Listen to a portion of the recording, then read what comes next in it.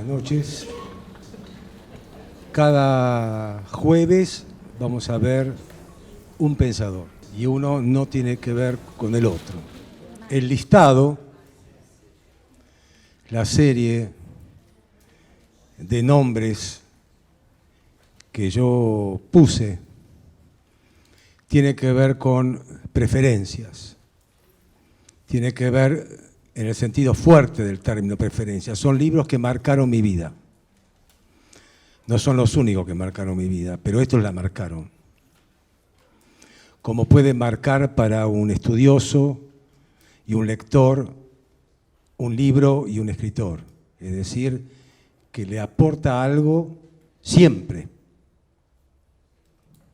Eso no se deja. Se vuelve siempre.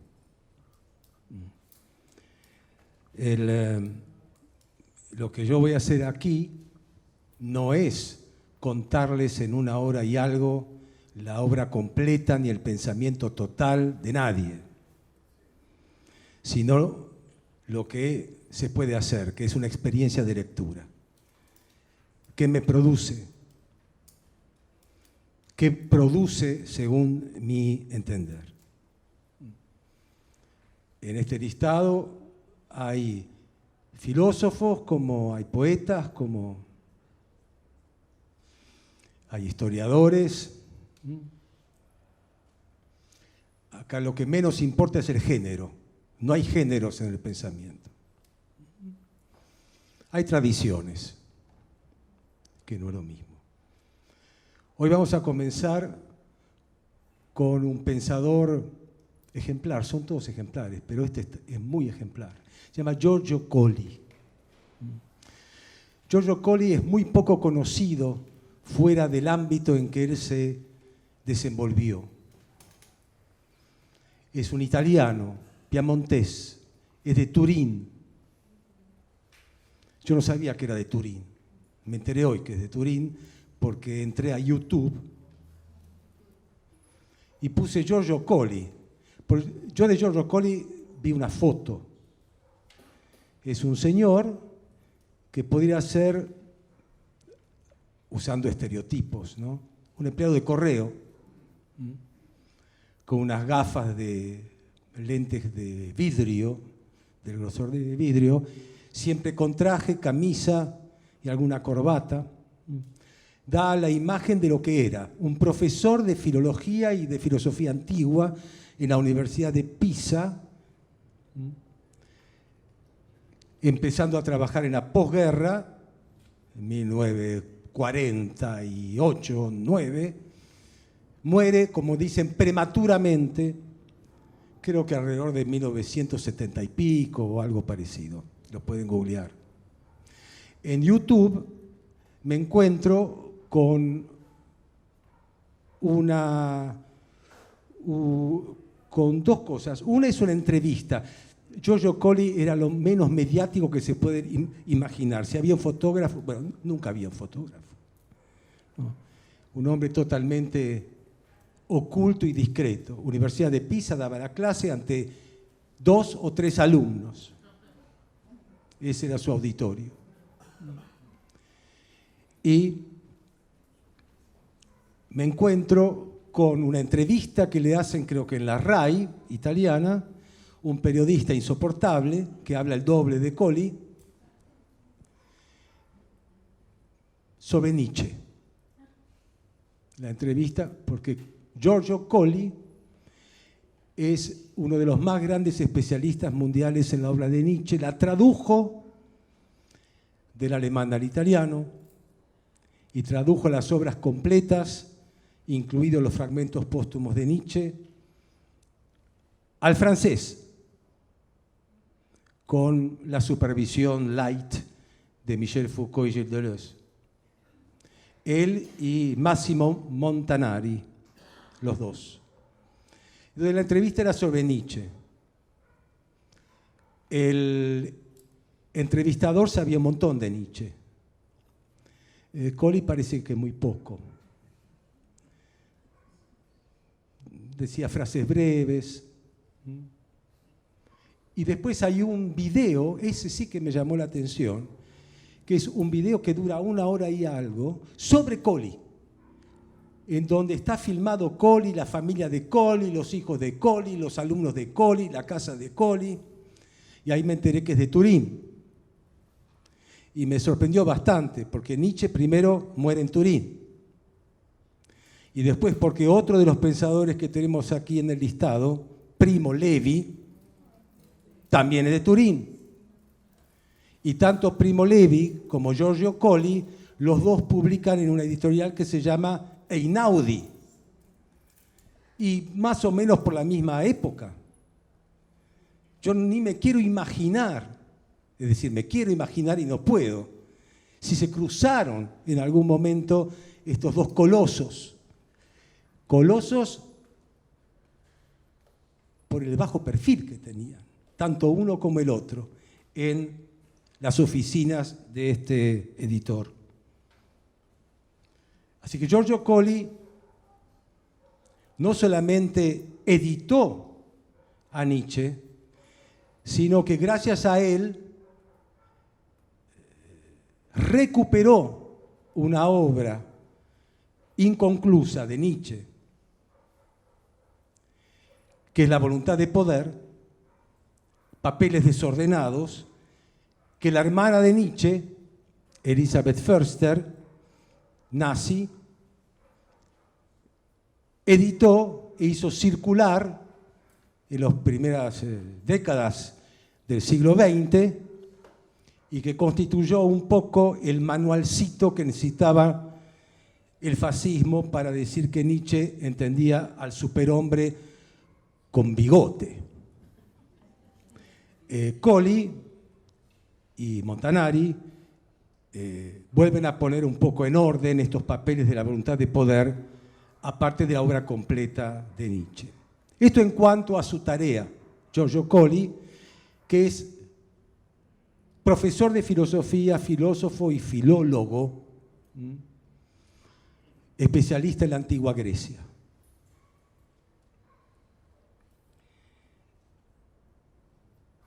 Su pensamiento es indisociable de la obra de Nietzsche. Parte de Nietzsche y llega a Nietzsche y lo discute a Nietzsche. Yo elegí un librito, porque es chiquito. Se llama El nacimiento de la filosofía. Nascita de la filosofía. ¿Qué es este? Es decir,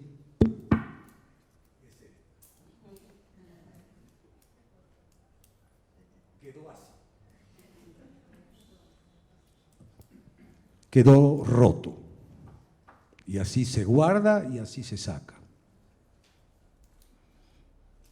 Pequeño libro de Tusquets, que fue reeditado en esa edición. Esta fue la primera.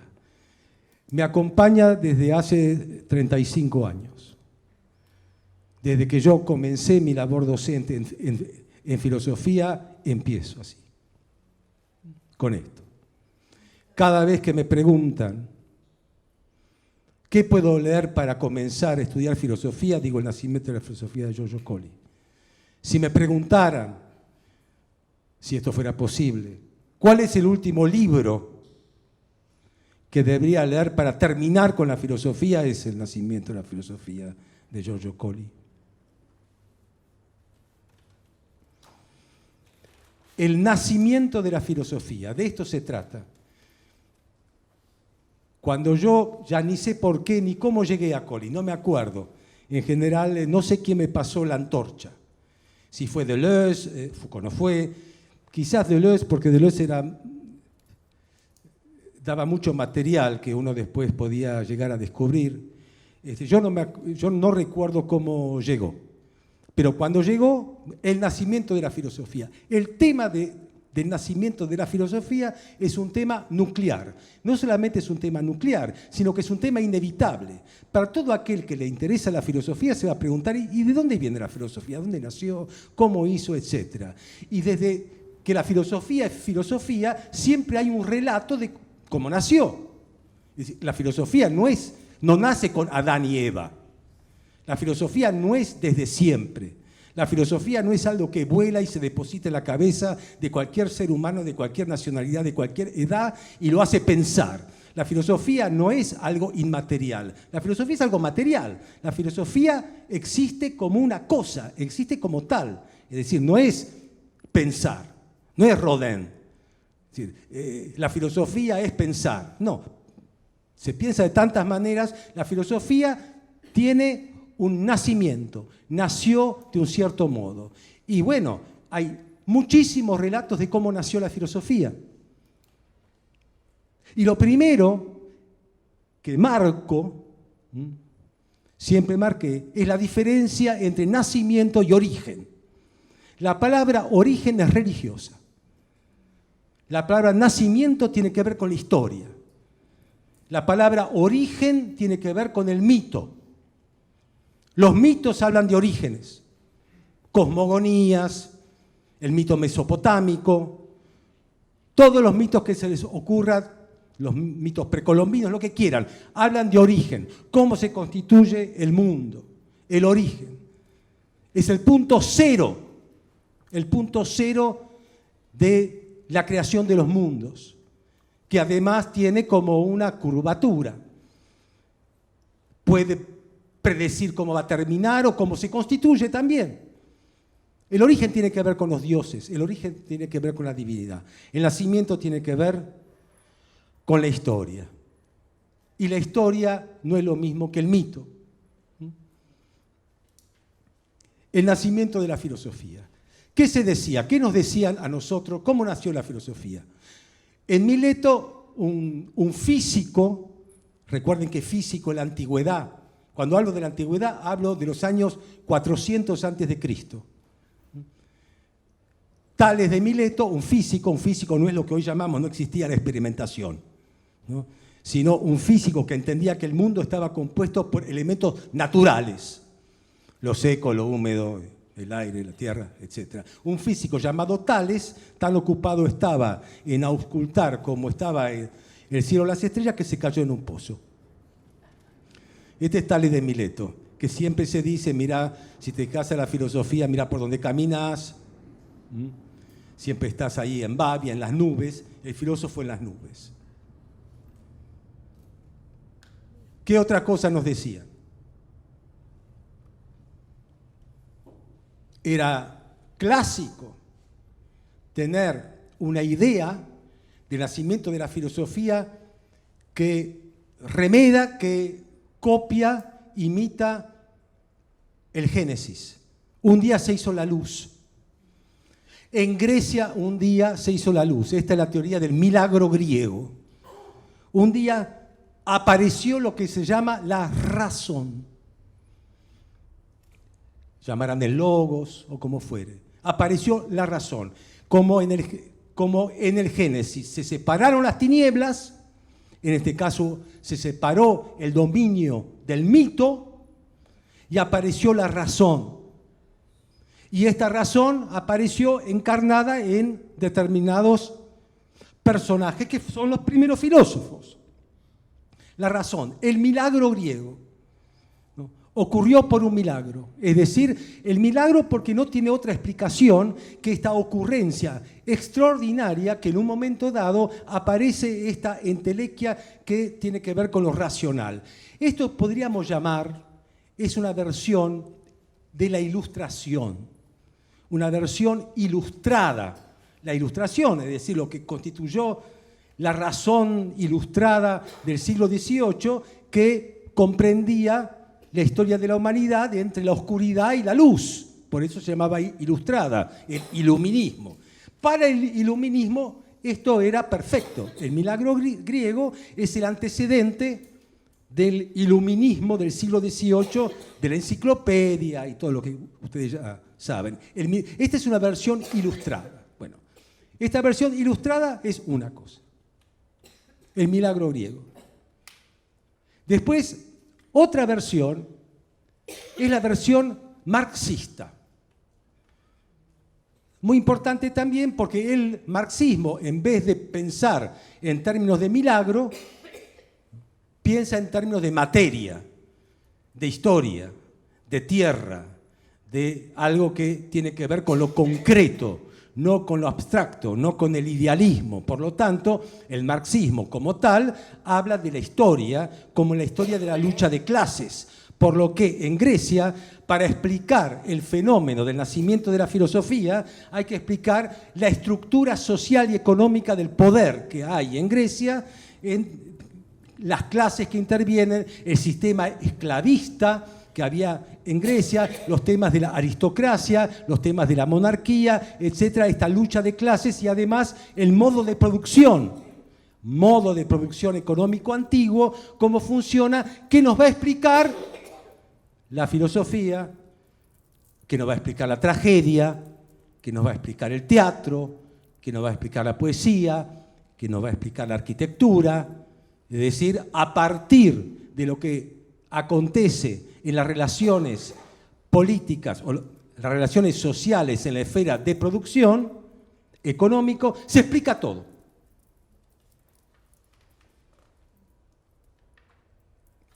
Y no se explica lo suficiente. Esta idea marxista clásica y dogmática, que toda sociedad se divide entre infraestructura, que tiene que ver con lo económico, y superestructura, que tiene que ver con lo cultural, con la ciencia, con la religión, con la ideología, con el derecho, etc. Este esquema binario le falta lo que está en el medio.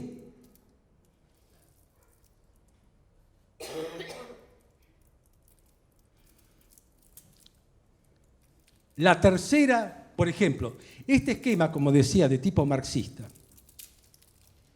hay un pensador que no está en la lista, porque no entra, lo tuve que eliminar, en principio entró, después lo saqué y puse a otro,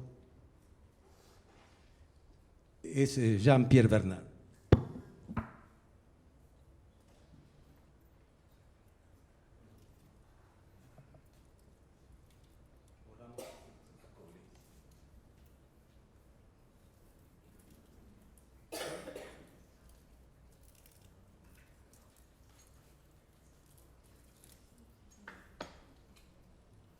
Jean-Pierre Vernant.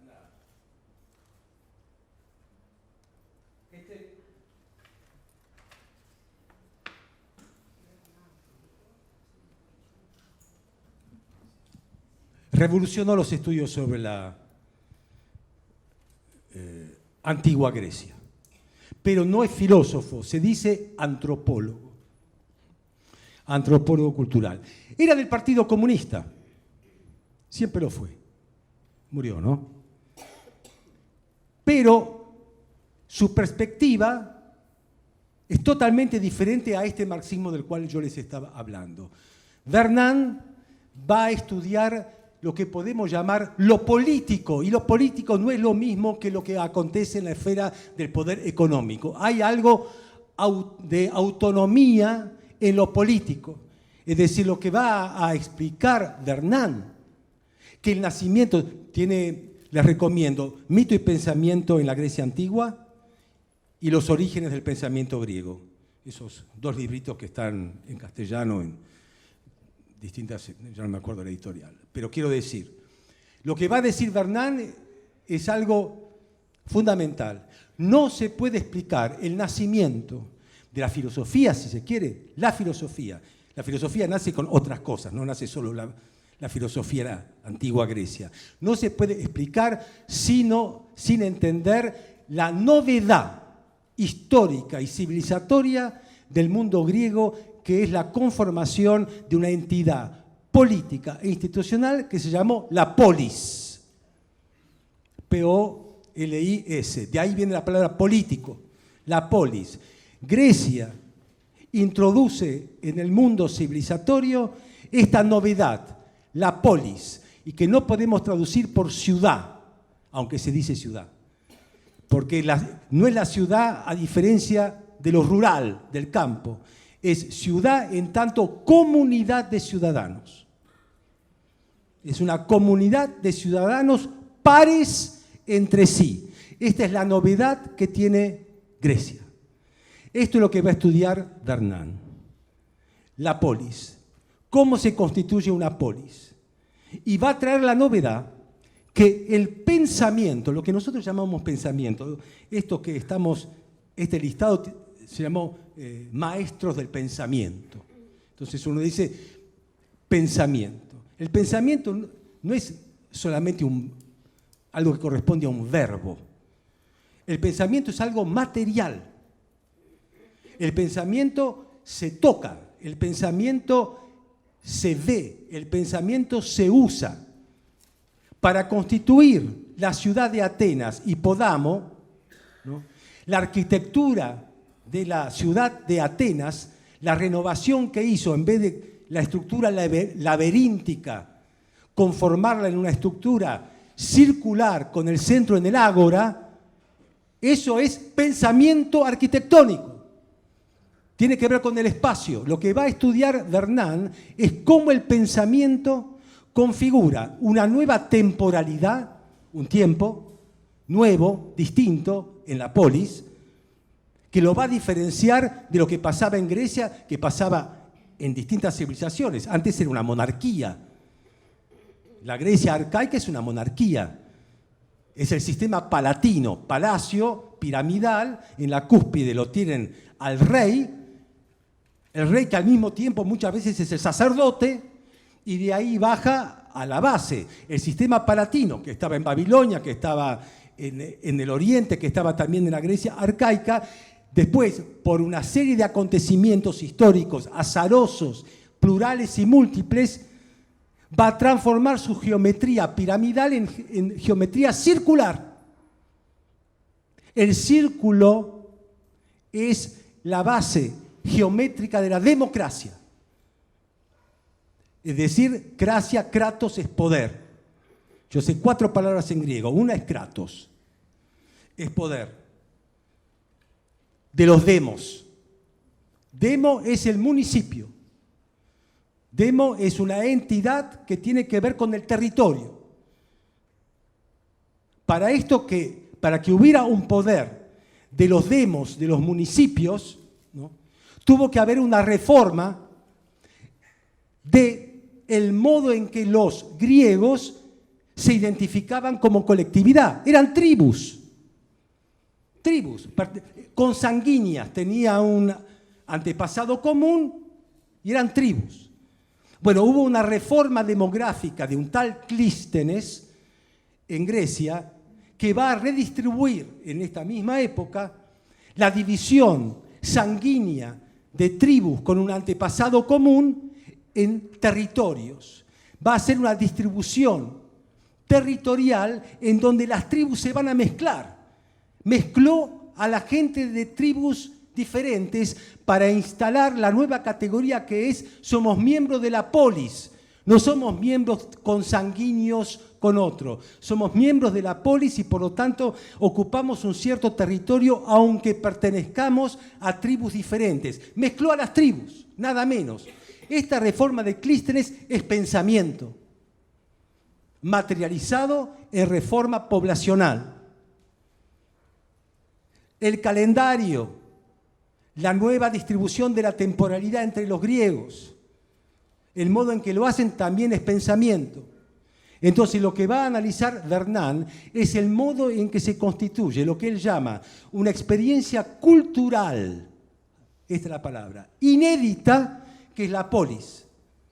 Y si entendemos este nuevo pensamiento que va a dar lugar a la polis, que tiene que ver con centro, tiene que ver con círculo, tiene que ver con medida, tiene que ver con equidistancia, tiene que ver con igualdad, tiene que ver con alternancia, tiene que ver con un montón de cosas que después van a constituir el nuevo modo vincular en que los griegos van a vivir entre sí, es decir, en la polis en democracia o en estado de asamblea. Si vamos a entender que el círculo es fundamental para esta constitución, vamos a entender también cómo se ubica la filosofía.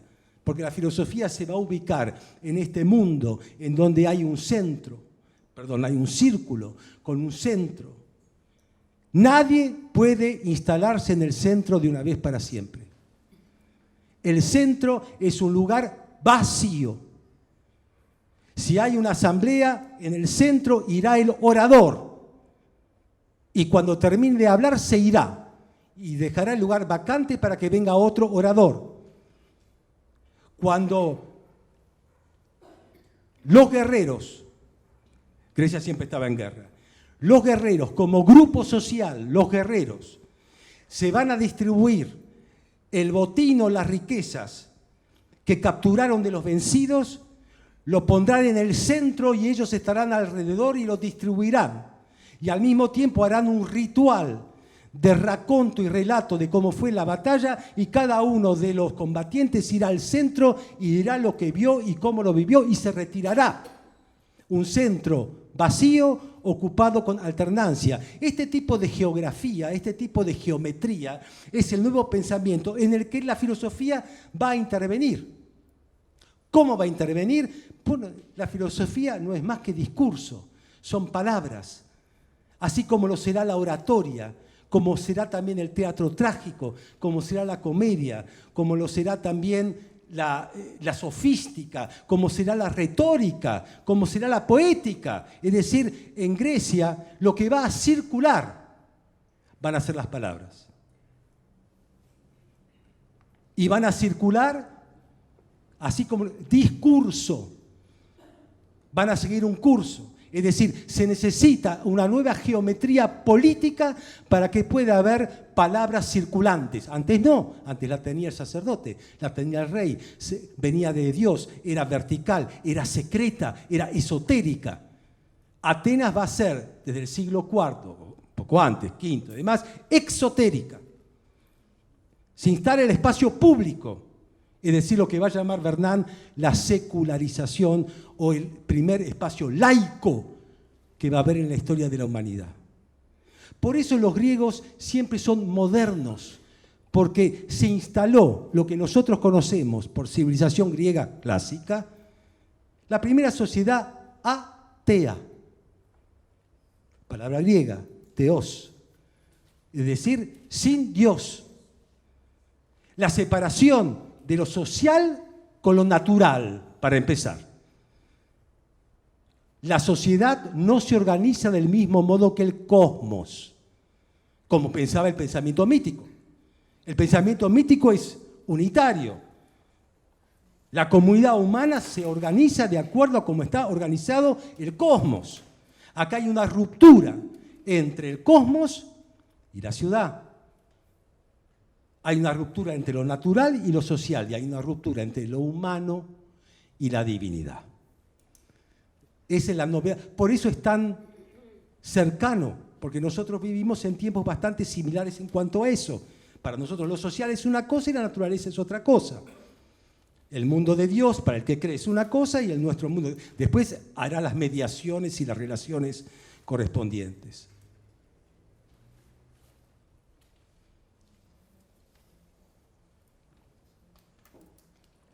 Entonces Vernán aporta este lugar que es cómo se constituye un pensamiento institucional, es decir, que se materializa en instituciones y en poderes. ¿Cómo se constituye la memoria?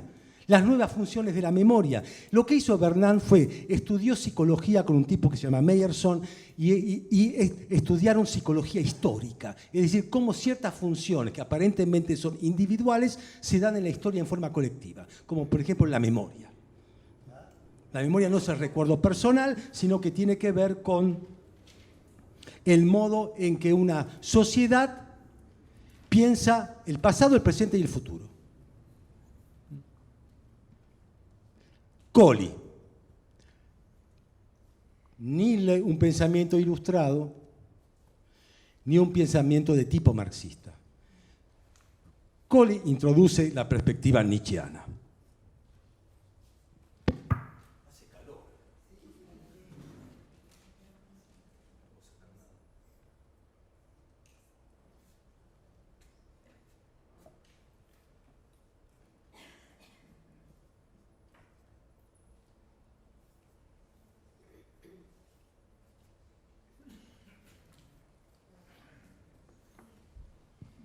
Nietzsche, a quien vamos a ver la vez que viene.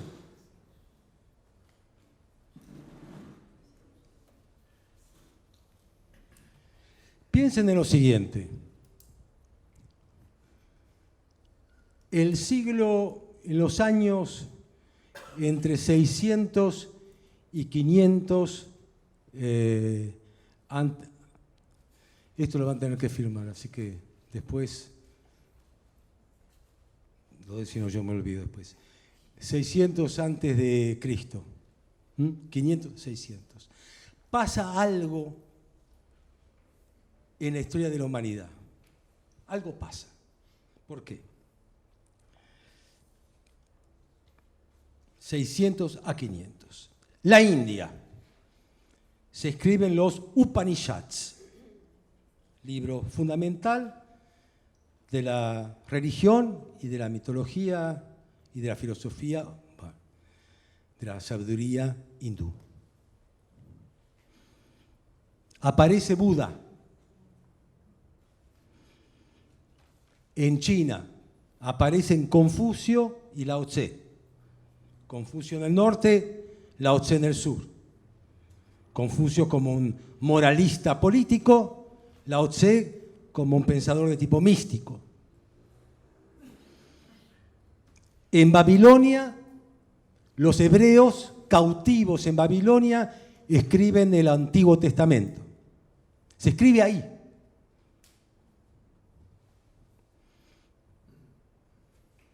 Y en Grecia aparecen lo que se conoce por filósofos presocráticos, que son Parménides, Pitágoras, Heráclito, Empédocles. Es todo en la misma época. La India, la China, Judea y Grecia. Prácticamente casi todo lo que se conoce como mundo fundacional, con escritura.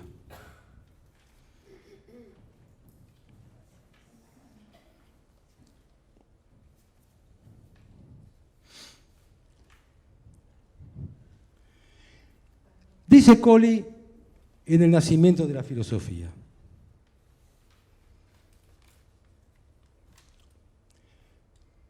si nosotros queremos ahondar cuándo nace la filosofía y queremos ir hacia atrás, nos perdemos. Porque es todo oscuro. Es decir, si nosotros queremos enlazar el momento en que la filosofía está en Grecia con la que la hizo posible históricamente y nos vamos a Oriente, que es lo que en general se hace, nos perdemos porque no se probó nada, no se sabe nada. Por supuesto que Grecia no pertenece a Occidente, no hay Occidente y Oriente. Grecia tiene lazos con Asiria, con los fenicios, hay algún puente también con la India, etc. Pero en cuanto a transmisiones culturales efectivas y modelos importados, cero. Es decir, aparece ahí, en Grecia, lo que vamos a conocer como filosofía. Lo que va a decir Colley. Nosotros la vez que viene vamos a hablar de Nietzsche y vamos a tomar como referente, para que nos permita hablar de él en general, El nacimiento de la tragedia, que es una obra de Nietzsche, la primera, digamos, como obra.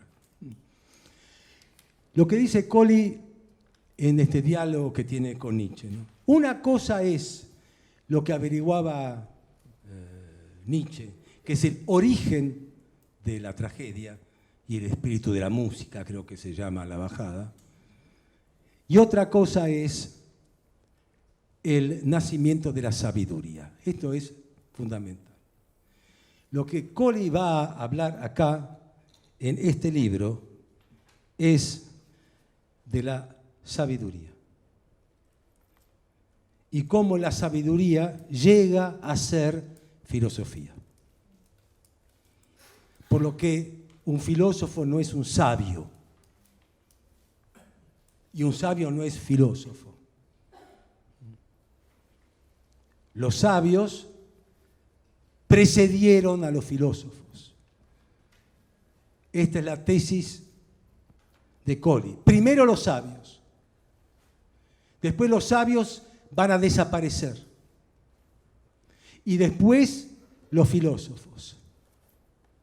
Y lo que va a contar Colli, y esta es su modo de pensar, que él va a presentar la historia de una decadencia. De la sabiduría a la filosofía hay una decadencia. La filosofía es el género degradado de la era de los sabios. En lugar que pensemos a la filosofía como algo noble, sublime, etc., para Colli es un género absolutamente deteriorado, cuyo principal responsable se llama Platón. Y Platón, que para mí es el primer filósofo, porque es el que inventó la literatura filosófica, porque la filosofía es literatura, la filosofía se escribe o no es, la filosofía se lee o no es, se escribe y se lee para poder pensarla. No se la puede pensar si no se escribe ni se lee. Todos los filósofos escribieron. Aunque este Colli es una cosa, dice ahí en este video, lo que nos enseñó Nietzsche, a pesar de que lo discute todo el tiempo, es que cualquiera puede ser filósofo. Eso es lo que nos enseñó Nietzsche. Cualquiera puede ser filósofo.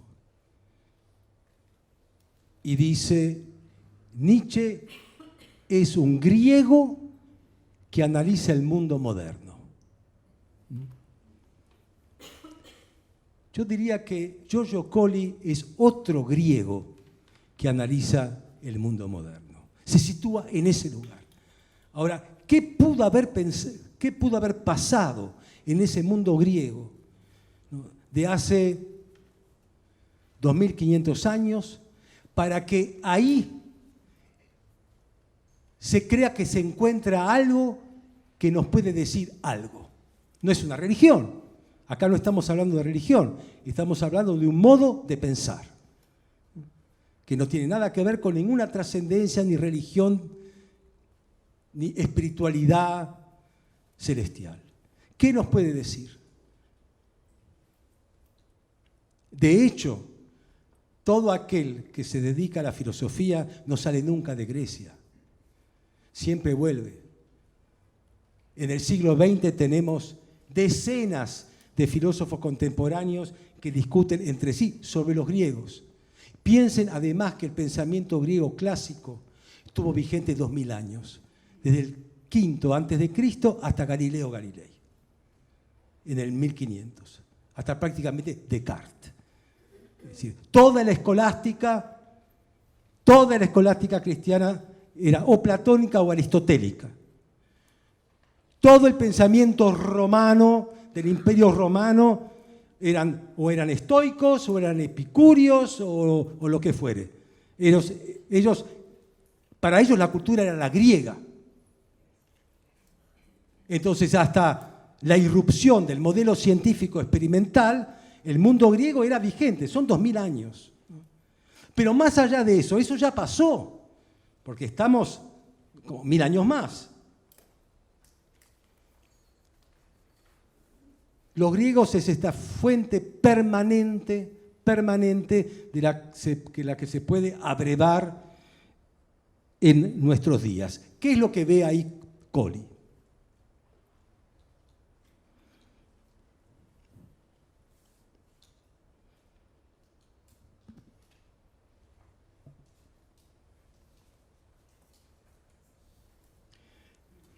La obra de Nietzsche, el origen de la tragedia y el espíritu de la música, parte de dos dioses griegos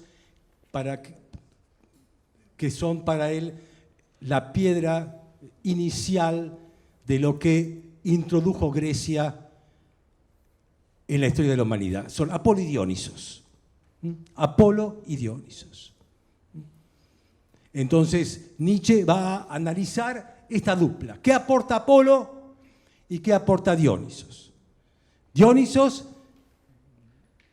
es el dios de la desmesura, de la locura, de la orgía, de la sexualidad, de la fecundidad, de lo subterráneo, el fondo del cráter del volcán en donde todas las formas se disuelven. De ahí venimos, ahí vamos.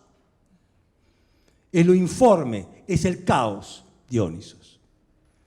Apolo es el mundo de la apariencia, es el mundo de la forma, es el mundo de la individualidad, es el mundo de la diferencia, es el mundo de lo vincular. Por eso vos estás allá, vos allá, vos allá, vos allá, vos allá, etc. Estamos separados entre nosotros y al mismo tiempo es en relación. Y estamos vestidos y tenemos un cierto cuerpo, etc. Es el mundo de las formas, es el mundo del arte.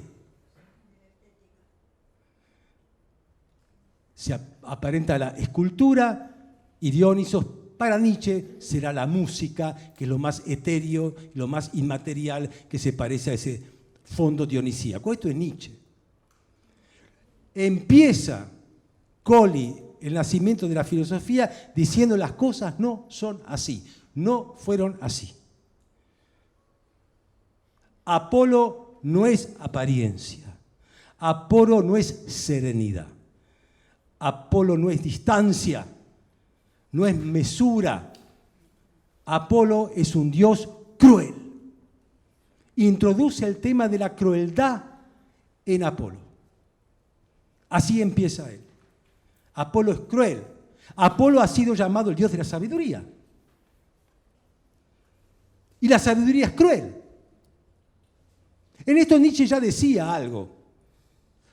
Conocer, la voluntad de saber, no es la cosa virginal e inocente de buscar la verdad por la verdad misma. Queremos conocer para poder. Queremos conocer para conquistar. Queremos conocer para atrapar. Queremos conocer para controlar y queremos conocer para que no nos controlen, nos dominen y nos atrapen. Hay una voluntad de poder. Pero lo que va a decir Colli es que la sabiduría es cruel.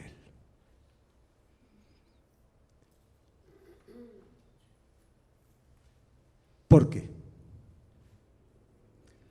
Porque los dioses, que son los que saben,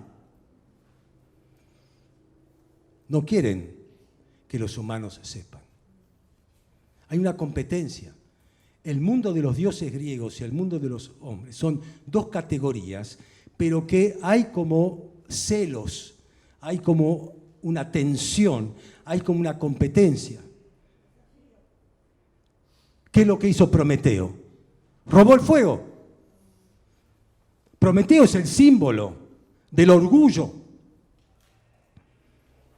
Prometeo le roba el fuego a Zeus y Zeus después lo ata, lo condena, le hace comer el hígado por un águila, por lo que fuere, etc. Porque se atrevió.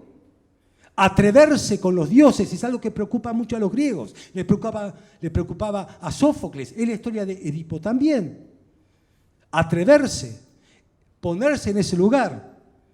La falta de mesura, la falta de moderación, de equilibrio y de medida, lo que llamaban la ubris, el exceso.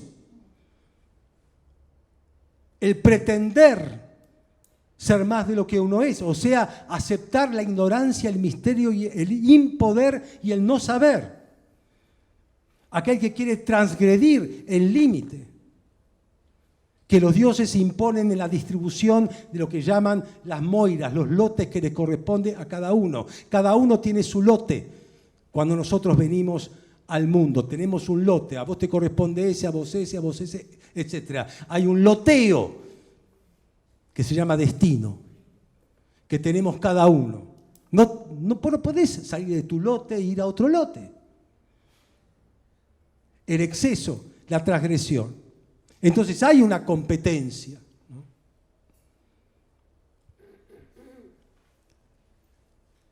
El lenguaje el lenguaje de los hombres no es el lenguaje de los dioses. Los dioses tienen su propio lenguaje. Hablan otro idioma, no hablan nuestro idioma. Y el idioma que hablan, el idioma divino, no lo entendemos. Pero quizás podamos descifrarlo. La puerta no está totalmente cerrada. La puerta está cerrada, pero está entreabierta. Hay una invitación de los dioses a los hombres a que se acerquen al misterio y que prueben si están capacitados para poder entender lo que ellos dicen. Es decir, está en la base de la cultura griega el desafío. El desafío.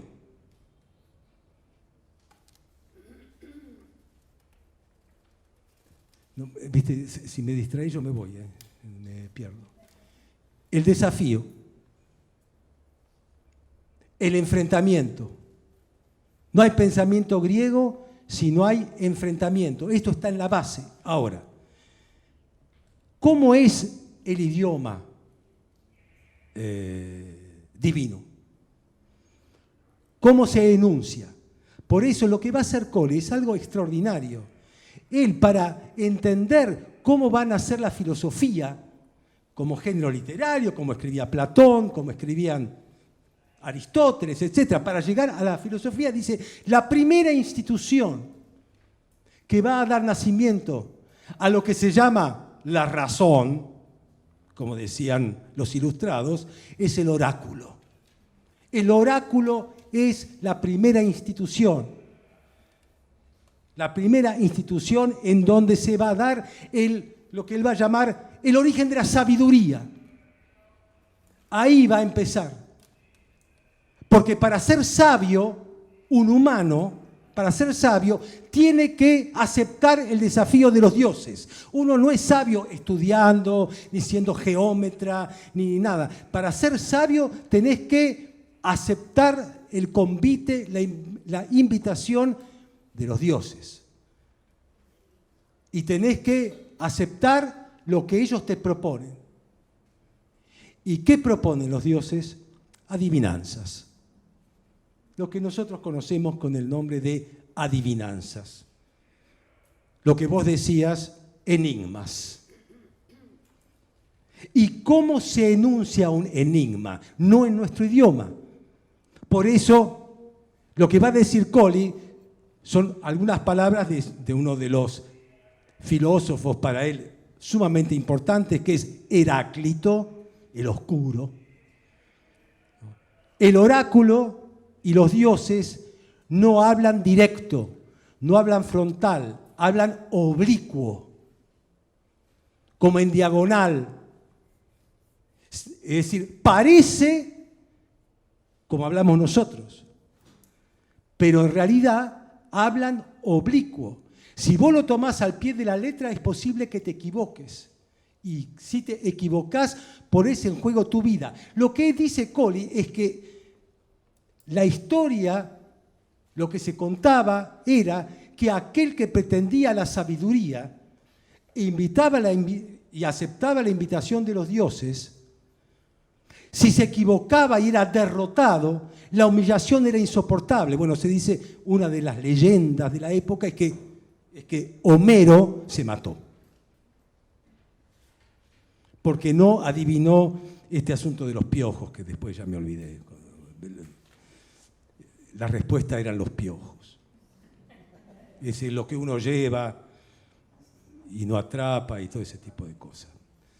Siempre la leo y me olvido. Por suerte no aspiro a la sabiduría. Y que murió de tristeza. Es decir, aceptar la invitación del desafío y perder no tiene vuelta. No hay vuelta atrás. Entonces, el oráculo habla en oblicuo y es un desafío para el candidato que va a Delfos, donde está el famoso oráculo de Delfos, va con una pregunta y el oráculo, la pitonisa, puede ser una pitonisa que esté ahí, que entran en trance, que murmuran, que hacen ruidos, que hay inciensos, hay toda una cosa que no sabemos muy bien, pero se parece bastante a una especie de brujería, ¿no? Con gruñidos, con lo que fuere, les peta un par de palabras que tendría que interpretar aquel que va, que osa acercarse allí, interpretarlas.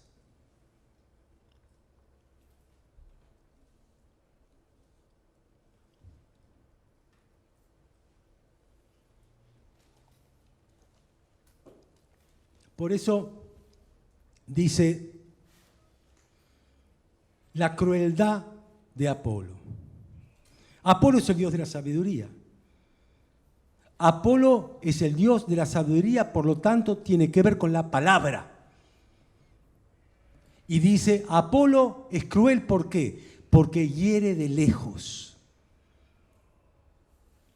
Hiere de lejos. El símbolo de Apolo es el arco y la flecha, que hiere de lejos. No es el ataque inmediato, ni frontal ni visible, es de lejos. El cruel hiere a distancia. Y al mismo tiempo, si uno da vuelta el arco, es una lira, la del arpa, la del placer, la de la armonía, la doble faz de Apolo. Hiere de lejos con lo mismo que nos da placer.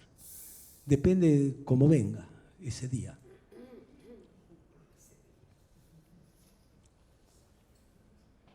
Me voy a sentar.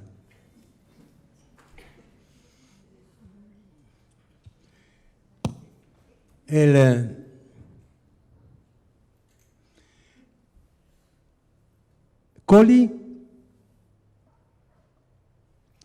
va a marcar 4 momentos de esta genealogía de la sabiduría a la filosofía. Estábamos hablando del oráculo.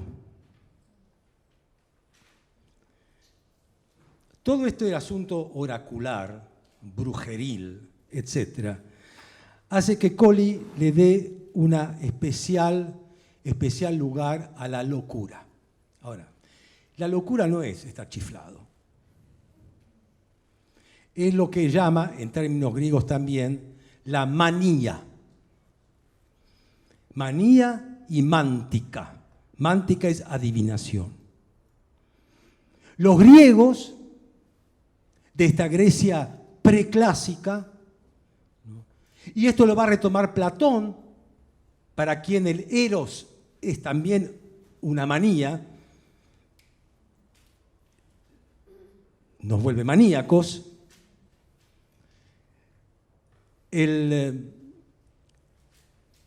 Para llegar a saber, tenés que excederte, perder el control, muy lejos de la idea clásica de la serenidad griega. Perder el control. Es decir, llegar a una especie de estado extático por el cual se pierde el control y se llega a ver algo.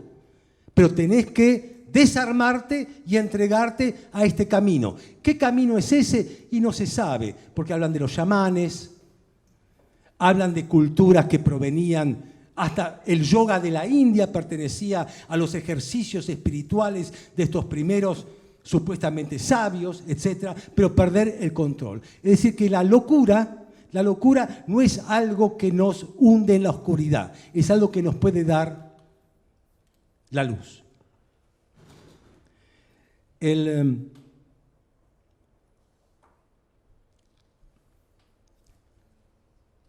Este estado de extravío y lo que nos puede permitir ver más allá de la inmediatez.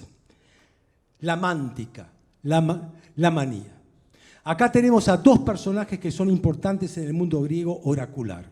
Uno es el profeta y el otro es el adivino. Perdón, uno es el poeta y otro es el profeta o el adivino. El poeta, Homero, el que quieran, ¿no? Nos va a hablar del pasado, de cómo se llegó, cómo se constituyó, cuál fue el origen. El adivino, el profeta, ve el futuro. Es el anticipador. Estos son los dos tiempos que pertenecen a esta especie de síndrome de la locura. El estado extático le permite al poeta ver el origen y ver al adivino, y al profeta ver el tiempo que viene. Esta es una figura que va a usar Colli en el origen de la sabiduría, estamos ahí. La otra se va a llamar el laberinto, la otra figura. El laberinto, Dédalo el arquitecto, Ariadna, Teseo, el Minotauro, etc. Un laberinto es algo un lugar en el que uno también se pierde, como en la locura. Hay que perderse. Para encontrar hay que perderse. Y se pierde en el laberinto el personaje y va a encontrar el camino de salida por un hilo. El hilo es el logos. El hilo es la palabra. El hilo es aquello que une, es aquello que vincula.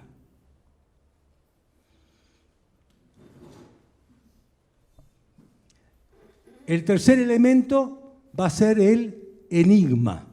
Locura, laberinto, el enigma.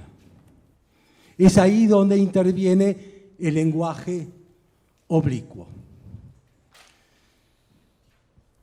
¿Qué es lo que cuenta Colli en este librito?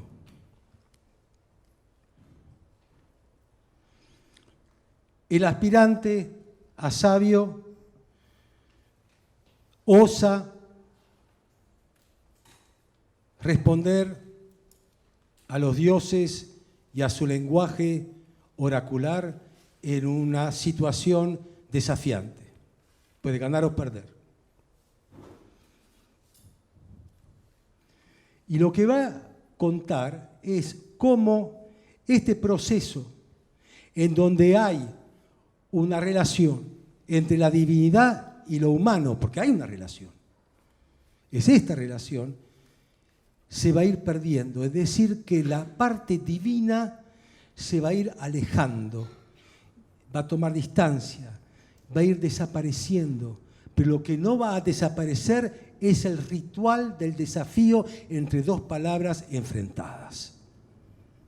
Es decir, esta idea de combate, de palabras, de uno que sabe, Dios, otro que quiere saber, el sabio que aspira a hacerlo, pierde su aspecto trascendental religioso, lo oracular, en un proceso por el cual, como decía Bernán, se va creando una nueva sociedad llamada política, la polis, etc. En un momento dado hay cierta conmoción social en el mundo griego por el cual toda la estructura religiosa monárquica que sostiene toda esta especie de cultura oracular, mágico-religiosa, etc., se va desmembrando. ¿Por qué? Porque se acaba un modo de producción territorial, agrícola, con terratenientes, con campesinos, con monarcas, con sacerdotes, etc., y toda la sociedad griega va a pasar como una especie de mudanza de poder a la costa. Atenas se va a convertir en un imperio marítimo. Temístocles, después de un combate con los persas, va a decir: tenemos que mudar los centros de poder de tierra adentro, del interior a la costa. Y ahí empieza lo que nosotros conocemos como Grecia clásica. Es decir, Grecia se transforma en una potencia marítima, navegante. Por lo tanto, en un mercado entra todo lo que tiene que ver con el mercado, la moneda, la escritura alfabética, la moneda, todo lo que tiene que ver con el intercambio. todo lo que tiene que ver con las lenguas que entran y salen, con la mezcla, etc. Entonces, toda esta sociedad mercantil va a enriquecer muchísimo toda la costa griega y va a crear un nuevo grupo social que se va a distinguir del grupo social del interior, que era la aristocracia guerrera que pertenecía al esquema palatino y que tenía todo el poder, incluso el poder mítico, porque esto venía Dios, rey, aristocracia, tierra. Pero con lo mercantil, a través del agua, del mar, de lo fluido, del intercambio, etc., democratiza de por sí todo este universo y se crea una nueva clase social de artesanos, de comerciantes, etc., que va a ser la Atenas en la que va a vivir Sócrates. ¿Qué es esa? En donde hay una ágora. ¿Qué es un ágora? El mercado, la plaza pública, donde van allí estos que ni son aristócratas, ni tienen nada que ver con la realeza, porque son los que se va a llamar los ciudadanos. Entonces aquí hay es decir, ha pasado conmociones de tipo político, de tipo revolucionario, si se quiere, en Grecia, por el cual el mundo de los dioses se va alejando, se aleja, y quedan los humanos. Y los humanos quedan con palabras humanas, ya no con palabras divinas.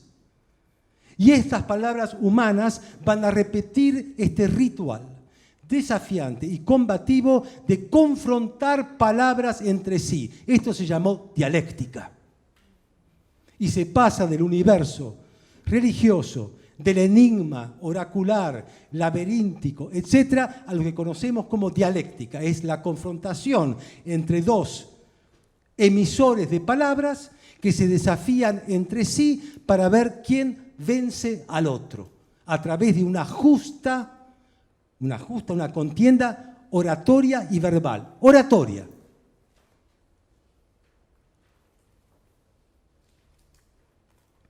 No hay posibilidad de pensamiento si no es a través de un combate dialéctico.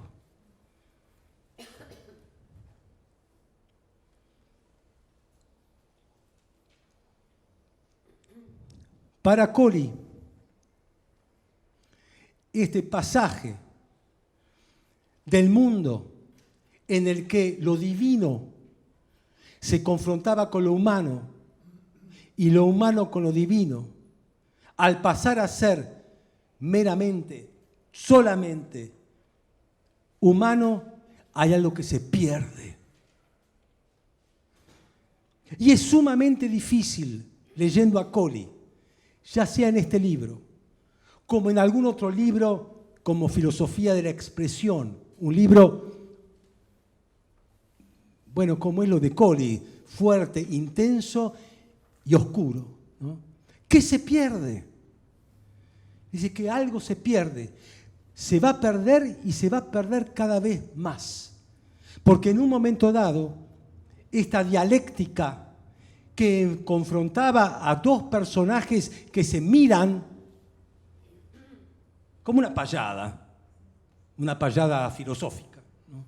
Que se miran, que ven, que se ven, que perciben el tono en el que se habla, la velocidad de las palabras, la pronunciación, la personalidad interviene de los contendientes, cómo se paran, cómo están, cómo se establecen, etc.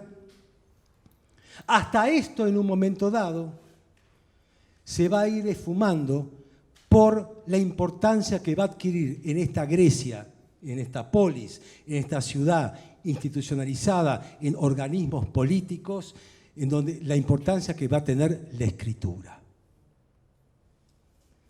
Porque la escritura, que era algo secreto, que poseían los sacerdotes, porque les daba poder y no la divulgaban, en la Grecia, que se hace polis, que va a haber el espacio público, se va a hacer pública.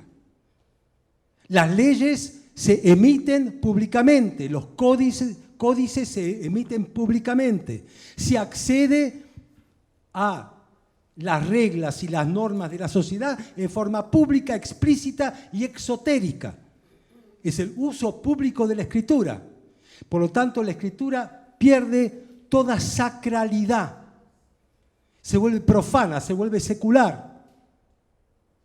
Se vuelve necesaria socialmente. Se la necesita también para lo contable. Se la necesita para los juicios.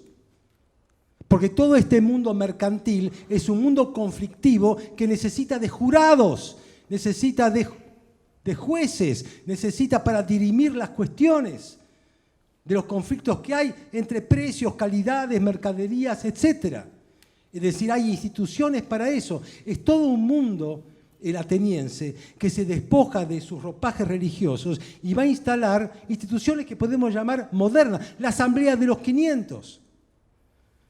La reforma de Clístenes, que divide en municipios, cada municipio nombra a sus representantes que van a la asamblea, son 500 y discuten todas las cuestiones fiscales, de guerra, etc. Las discuten y votan. Y además, en este universo de asambleas, la palabra circula.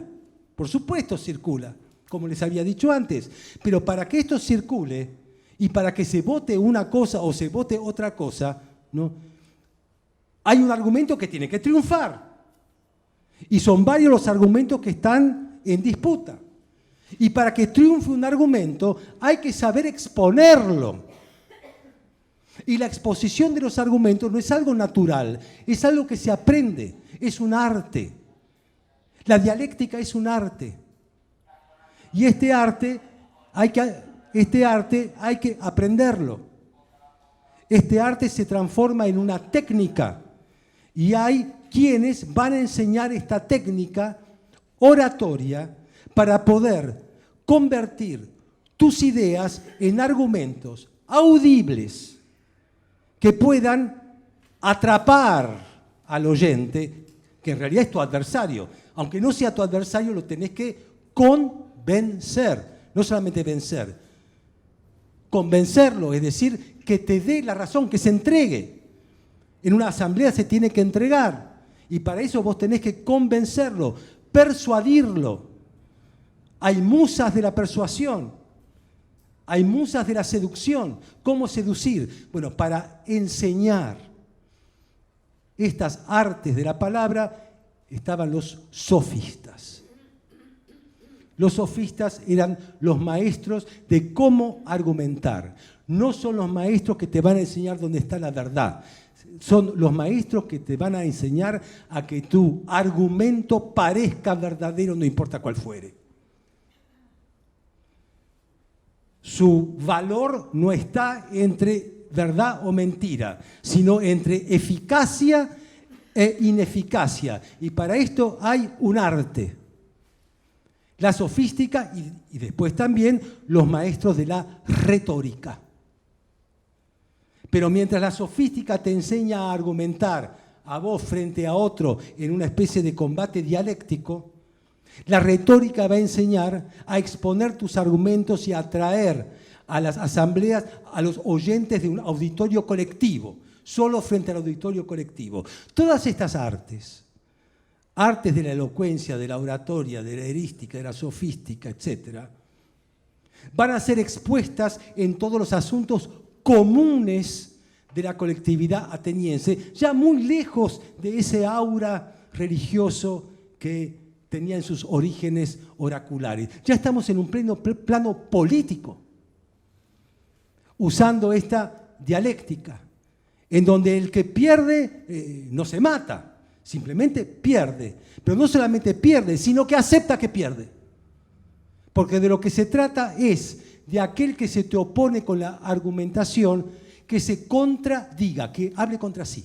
O sea, vos tenés que mostrarle al otro que cayó en su propia trampa. Estas son estas artes, que son oratorias, en donde se preparan los oradores, donde los sofistas preparan también a lo que podríamos llamar hoy en día la burguesía, que no tenía educación, porque toda la educación conocida, todas las epopeyas homéricas, los poemas, Píndaro, eso estaba en manos de una élite religiosa, ¿no? Una élite sacerdotal y monárquica, que cuando esto se democratiza, del kratos pasa al demos, toda esta gente que tiene riqueza, le falta la educación, que necesita para organizar su propio mundo. Entonces vienen de la Magna Grecia, de Italia, y vienen también de la parte este, tipo Turquía y demás, estos maestros que por algún otro motivo, no sabemos, de la Magna Grecia, de Sicilia y demás, viene Gorgias, el maestro de la retórica, ¿no? En donde estos aprendieron, ¿no? Es la tierra de Parménides, la tierra de Pitágoras, la Magna Grecia, en donde estas pequeñas sectas mistéricas, como la de Pitágoras, como lo era el mismo Parménides, que eran estos sabios como Heráclito, sabios medios religiosos, ¿no? Sabios religiosos, no pudieron conservar lo que siempre desearon, que era seguir en sus sectas mistéricas, Pitágoras con la matemática, la música, estas cosas extáticas y medias religiosas, tuvieron que incursionar en el terreno común, en lo político. Parménides se tiene que hacer político, Pitágoras se tiene que hacer político, porque hay dificultades extremas en sus propias comunidades y llaman a estos de las sectas para que, bueno, ya que están en otro nivel, hagan algo para que evite que los matemos acá. Entonces van allá y empiezan a enunciar una serie como aforismos, porque lo que tenemos de los presocráticos son como ruinas, ¿no? Como cuando queremos ver un templo griego, vemos dos columnas. Entonces vemos pedacitos, pero además hablaban en términos medio como sermones, aforismos, etcétera, que son pequeñas palabras cortadas y además que nos quedó bastante poco. Entonces incursionan ahí y cuando incursionan en el aspecto político, estos que vienen de la religión, allí tienen una serie de discípulos que adoptan el modo en que se acercan a los humanos comunes, adoptan la terminología, empiezan a idear el modo en que se puede debatir las cuestiones de poder en las comunidades, la aprenden y se la llevan a Atenas. Estos son los que viajan, los que aprendieron en la parte de Sicilia y demás, que llegan los sofistas y que venden su arte, porque los sofistas vendían su arte. Este es el famoso tema de Sócrates, ¿no? Hay cosas que no se venden, esto venden. Lo que va a hacer Colli, es decir, este universo oratorio de la dialéctica y de los combates, en un momento dado, dada la importancia que tiene la escritura y la importancia que va a tener el acceso a la escritura y la práctica de la escritura, va a aparecer un señor que se llama Platón. Va a aparecer otros también, Jenofonte y Sócrates, etc. Van a aparecer los trágicos, Sófocles, Esquilo. Va a aparecer los comediantes, Aristófanes, Eurípides. Es decir, los poetas, Píndaro, Simónides. Es decir, la escritura y la lectura pasan a ser modos de articulación de pensamiento que antes estaba en la oralidad. Entonces dice, bueno, Platón es el más grande.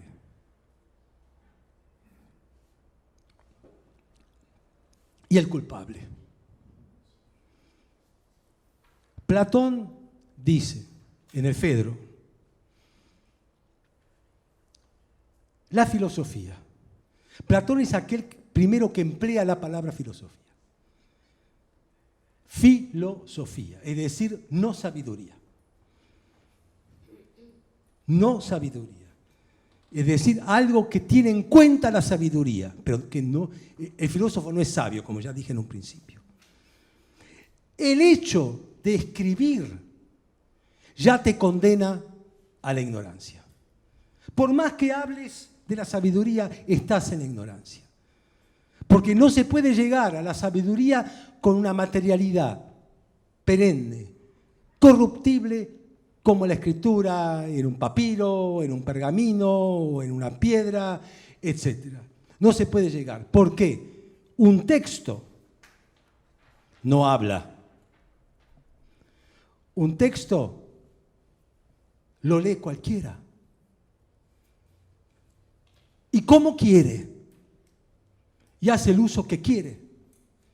Esto circula, como dice Platón y Colli, en manos de un público indiferenciado. Entonces, ¿qué son los diálogos de Platón? Literatura. ¿Qué son los diálogos de Platón? Como dice Colli, son situaciones imaginarias. Ustedes leen un diálogo de Platón, está Sócrates que entra a la casa de Glaucón y dice, hola Glaucón, ¿cómo te va? Bien, bien, etc. Bueno, ¿qué es el coraje? Bueno, antes tomemos algo, hacemos un banquete, etc. Son situaciones imaginarias con un personaje protagonista, Sócrates, que dirá Platón, es el último de los sabios. Por eso está Sócrates ahí. Por eso para nosotros Sócrates es el padre, para los que nos dedicamos a la filosofía. Es el último de los sabios, el último de los justos, que la sociedad ateniense mató, lo condenó a muerte, porque se atrevió a desafiar lo que llamaban los dioses, o sea, la divinidad. Y porque además corrompía a los jóvenes, es decir, los atraía hacia algo peligroso. En una sociedad muy conflictiva como era la ateniense. El último de los justos y el último de los sabios. Hemos matado al último sabio, que aparte, como era sabio, no escribió. Un sabio no escribe. Pero Platón escribe acerca de este último sabio. Pero no es sabiduría lo que hace Platón, es filosofía. Es decir, es un género literario que habla de situaciones imaginarias para un público indiferenciado. Esta es la definición genial que da Colli de nuestra profesión. Es un género literario con situaciones imaginarias para un público indiferenciado. Esto jamás puede llegar al contrario. Y si hablamos de sabiduría, la sabiduría no es algo que se adquiere para llegar a instalarse en un mundo del conocimiento. Sabiduría es aquello que nos podría llegar a recuperar lo que perdimos. Se perdió la era de los sabios. Sócrates fue el último. Se perdió esta relación que existía entre un mundo no humano y un mundo humano. Ahora, ¿qué se perdió? Yo le pregunto a Colli, pero se lo sigo preguntando, te lo sigo preguntando. Es decir, Colli, en la locura, en la manía, en lo extático, en el temor al desafío, en retroceder ante algo, encuentra que eso es fundamental. Y que Platón convirtió eso en algo que él va a llamar un arrogante que cree que tiene virtudes literarias, es decir, con la arrogancia del artificio sobre artificio. Entonces va a ser él, Colli, una especie de cadena de la decadencia, que empieza con, ¿dónde la puse yo acá?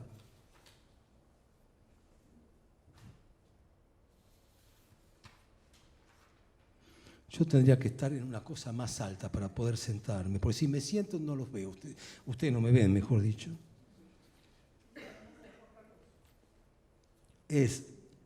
Bueno, no sé por dónde anda. Ya hay una decadencia con Zenón, discípulo de Parménides, que va a demostrar... O sea, Parménides decía, el ser es. Heráclito decía, todo cambia. Es decir, lo que decía Parménides es, no se puede hablar sino de lo que hay. Aunque digas nada, ya es. Y esto es porque el benévolo, como le decían Parménides, intentaba en su comunidad encontrar los lazos de unión. Por eso la identidad era tan importante para él. Heráclito es esta idea del ciclo en donde todo se transforma. Zenón es discípulo de Parménides, pero no dice el ser es. Dice, todo lo que vemos no existe. Es imposible. La tortuga le gana a Aquiles, etc. Va demostrando cómo el mundo de la apariencia Este mundo de la apariencia no tiene ninguna consistencia. No le hacía falta mostrar que hay un mundo otro, esencial, oculto y verdadero. Le bastaba mostrar que el mundo que nosotros vemos es imposible de pensar. Zenón. Y después Gorgias, el maestro de la retórica, que va a decir, nada es, nada se puede conocer, y si se puede conocer no se puede comunicar. Entonces dice, esto es lo de la decadencia, que va a llegar a Platón, como en la escritura filosófica, totalmente alejada ya de la era de los sabios, que no puede sino rememorar e invocar una posible recuperación imposible por el medio mismo en que la expresa, que es la escritura. Corrompible porque es materia. Entonces, cuando escribe La República, ¿no?, está escribiendo de una sociedad que él trata de inventar y de armar de acuerdo a lo que él piensa que los sabios le hubieran sugerido. Entonces, el nacimiento de la filosofía de Colli nos cuenta esta historia, que es, la filosofía nace como género decadente, literario, que ha quedado plasmado en la historia occidental hasta el día de hoy, hasta el día en que Colli escribía esto, permanentemente desarrollando esta vaina literaria que es la filosofía, uno tras otro, Séneca, Descartes, todo lo que Hegel, Kant, Kierkegaard, etc. Siempre estamos en la escritura filosófica haciendo malabarismos conceptuales, razonamientos sumamente sofisticados, tapando ese modo, ese principio que era la tensión con lo otro, y nos hemos quedado sin ese otro y hemos creado una sociedad en la que la cosmética, y dice en la filosofía de la expresión Colli, en su libro de filosofía, hoy en día los filósofos son unos papanatas. Eso es lo que ha quedado de la filosofía. Digo, eso que dice Colli es algo sumamente misterioso, ¿no? Porque en general hay filósofos que hablan de algo que se perdió. Heidegger también habla de algo que se olvidó, de algo que se dejó de escuchar, llámese como se llame, el cero como fuere. Colli también dice que algo se ocultó y se perdió, pero lo que dice Colli, y lo va a agregar, es que eso que se perdió y demás no deja de funcionar. Y sigue funcionando. Y sigue funcionando sin que nosotros sepamos que sigue funcionando. Y está funcionando de tal modo que nosotros nos estamos deslomando, armando cosas, motivados por ese olvido activo.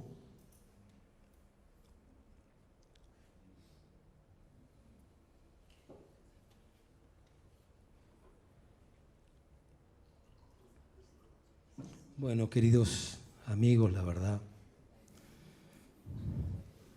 esto es muy complicado.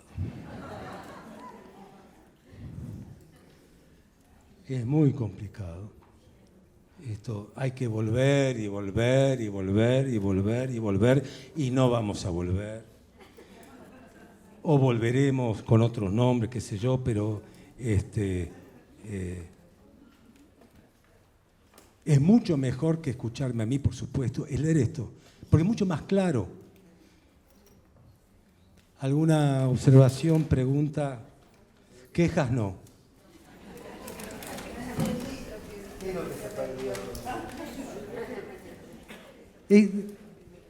Yo todavía no alcanzo a descifrar,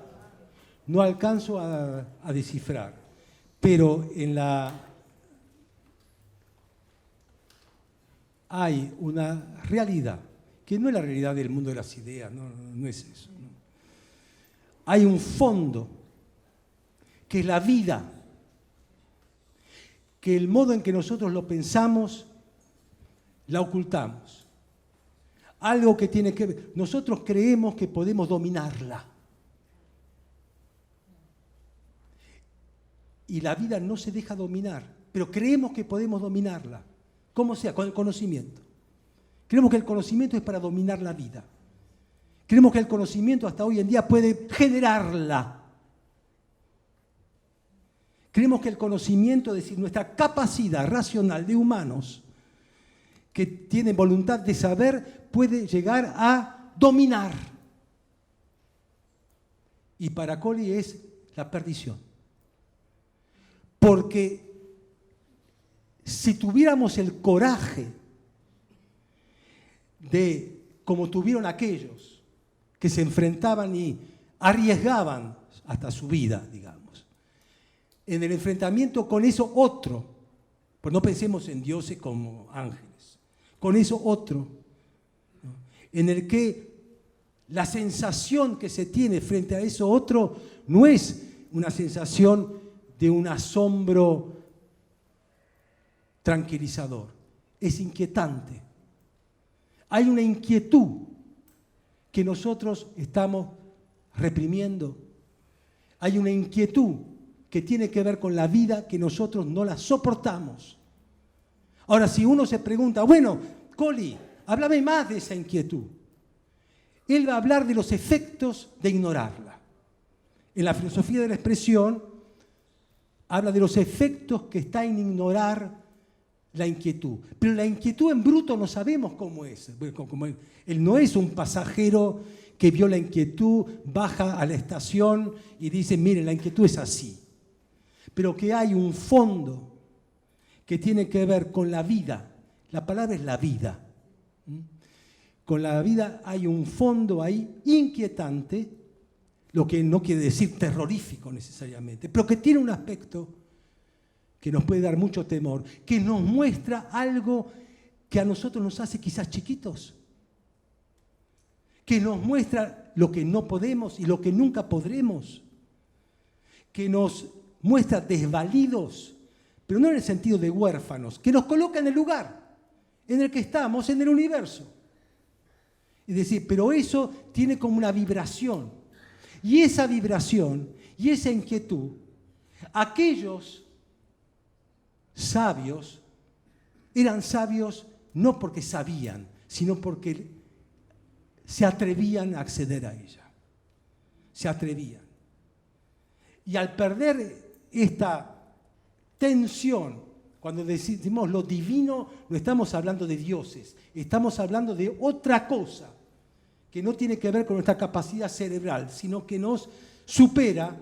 Al perderse esa relación entre nuestra voluntad de saber y aquello que no podemos, al perderse eso, entramos en una especie de rueda en la que creemos que estamos cada vez más maduros, más crecidos, más grandes, más poderosos, más etcétera, pero que en realidad es un camino de perdición. Yo creo, no lo dice en forma fácil de comunicar, pero él habla de algo que se perdió, pero no que se perdió, que genera una melancolía, aunque hay un Platón que él lo pone en melancólico, se fue el último sabio, etcétera, etcétera. Pero sí que hace para Collie es muy pesimista respecto del mundo en el que vive. No le gusta el mundo en el que vive, su contemporaneidad.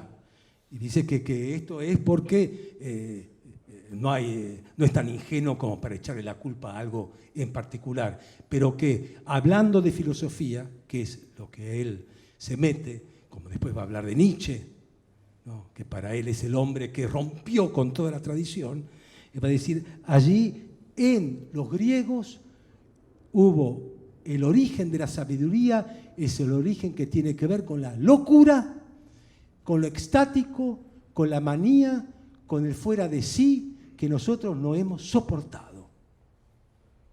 Y lo hemos cosido y suturado con algo que para empezar se llamó filosofía, que es una sutura, es una cicatriz.